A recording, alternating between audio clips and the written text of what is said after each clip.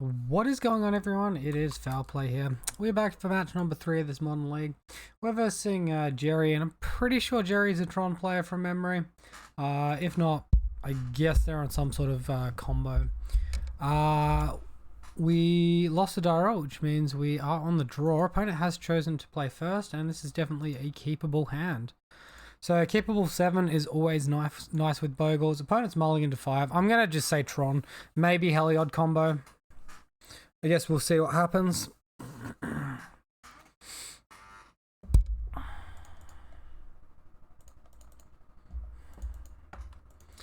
Alright, so Leyline is down. And opponent's going to start the game shortly. See how good his hand is against turn 1 Leyline. Opponent just didn't do anything with their turn, so I don't know if they didn't realize they were on the play or not. But okay. Okay. He's decided to get information on what deck we are before conceding. Something tells me this is burn, actually. I did verse, like, normally it's only Storm players that concede game 1, but I did verse a burn or Storm player that did this recently, and I have seen that Jerry a few times, so I think I'm going to warrant a guess that we might be versing Storm instead. Sorry, be versing burn instead of Storm. Let's trim on some Grispoons for these Path to Exiles. I don't think I want to commit. Actually, committing Dramoka's command is probably fine. Let's remove all Grispoon then. Yep. Alright, and we'll use this, get into it. Dramoka's command, you know, good to remove an Eidolon, or you can fight creatures and kill their creatures. Or you can stop damage from a burn spell. So, a lot of nice modes there. Alright, so obviously this hand is not keepable. So we'll go ahead and mulligan. And this hand looks pretty decent, but is missing any sort of life gain. We'll bottom the Temple Garden, get into it.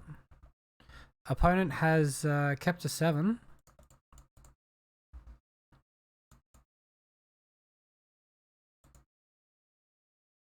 Yeah, it's a Storm. Rats.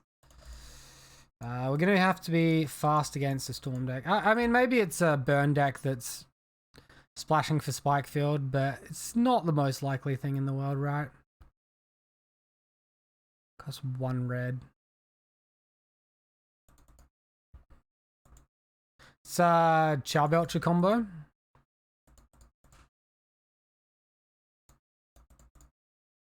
Alright, so we'll Umbra Rancor attack.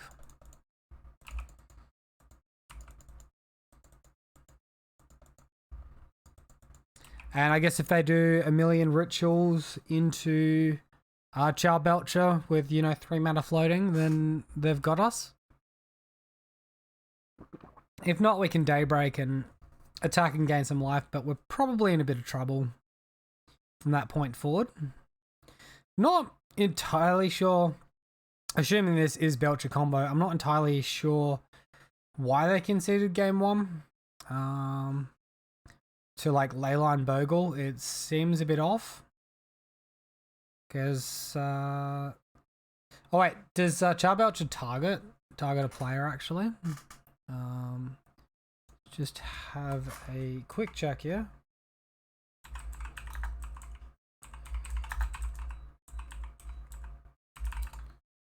Yeah, well, looks like it's a Belcher combo, so yeah. It says here,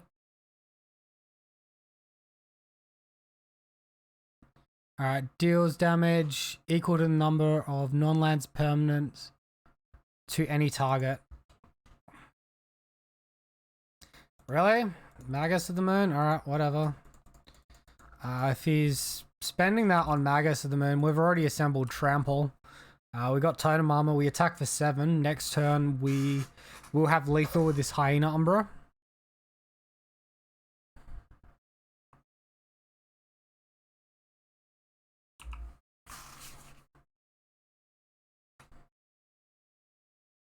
Busy thinking several turns ahead, but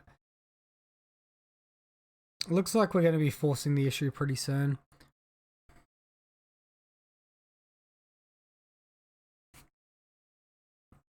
Alright, so my opponent can stack their library here.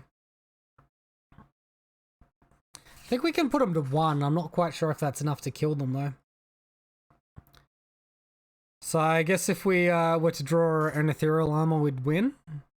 But... Or if we draw a basic Plains, we can win. I think I have 1 Griff Spoon left in the deck because I sided... No, I sided out all 3. It's a little bit irritating.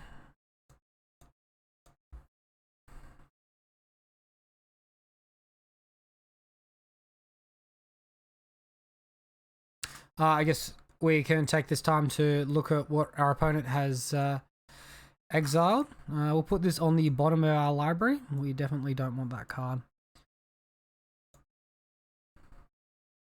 So we can see 2 Nature's Claims. I'll have another look at that for the end of the match.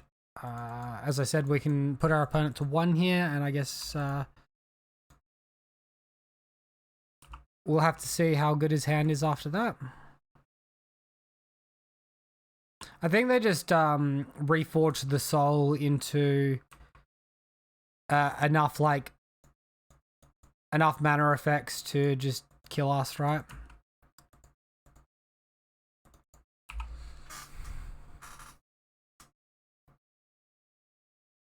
So we see 2 Nature's Claims. Any Blood Moons, or is it just Magus of the Moon? Yeah, cool. So opponent just kills us with the Charbelcher here. Well, I guess we get a look at the remainder of their deck now. Okay, so we're holding anything in particular in hand.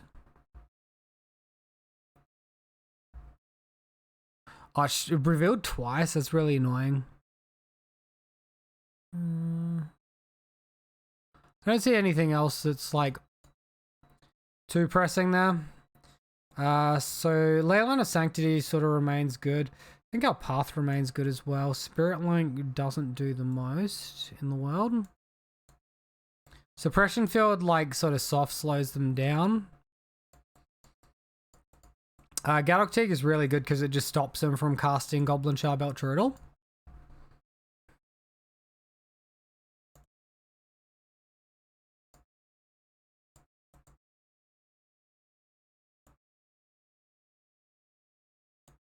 I think we can maybe trim out 1 Spider Umbra and still be okay there. The Griff Spoons are fine as a 3 of. Trim a Spirit Dancer.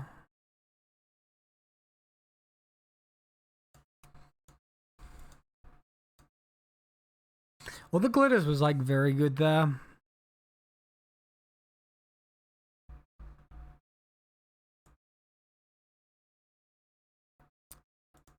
Dromoka's Command, obviously not the most amazing card ever. And Path to Exile, like, it answers the Magus of the Moon. We can sort of, like, fetch around it a little bit. Maybe we just don't want Suppression Field and everything else we've got going on is fine. We also don't have a way to destroy it yet. The Charbelcher if they do it like a turn early. So maybe I'll get rid of these Suppression Fields and the Path and the Spirit Dancer and all of that and bring in this lot.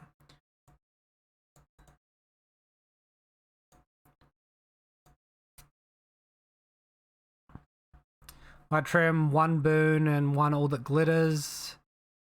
I don't really want to go too low on Totem Armor, and the green cards are obviously good to be pitched to Force as well. So we're going to look for an aggressive hand that obviously pressures our opponent. This hand looks good to me. I'll definitely keep this one.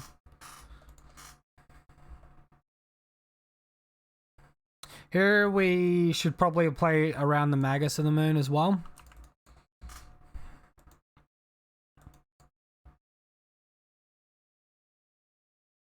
I don't actually mind drawing one of my basics because then I can have potentially triple basic, which seems pretty good to me. So I'm not going to fetch this before draw step. I've got a good like density of auras in hand here anyway.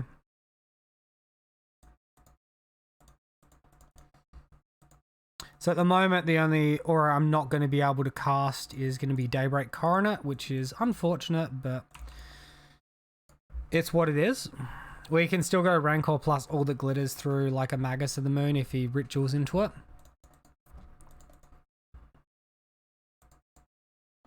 Alright, that one enters tapped.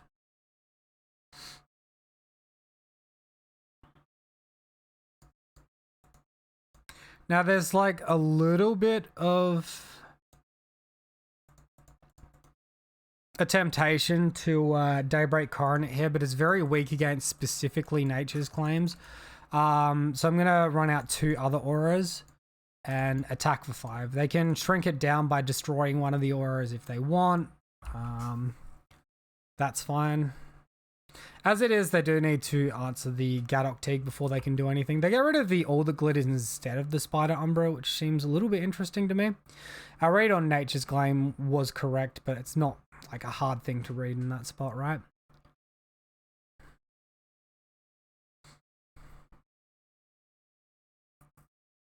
So if they have some sort of Anger of the Gods, we're still protected in this spot at the moment.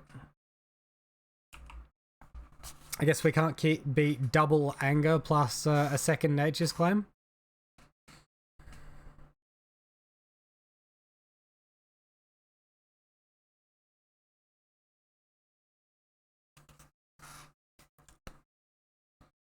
I think if my opponent has the Magus of the Moon, it's probably correct for them to go for it there. I'm just going to guess that they don't have it then.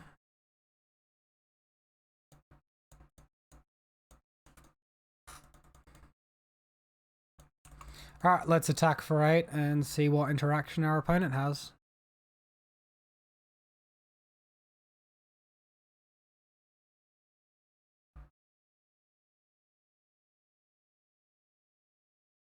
Alright, Nature's Claim on the Coronet.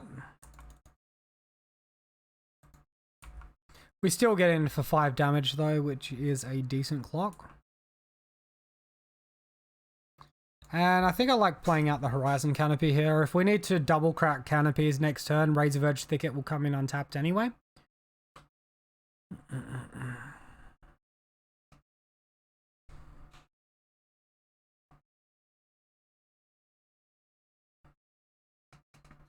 think, yeah, we're sort of a little bit aura light after double Nature's Claim, but I guess we can see what happens, right?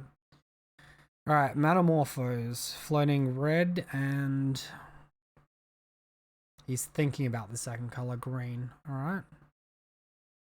He could do, what, like, claim land, Anger of the Gods, get rid of Spider Umbra, etc.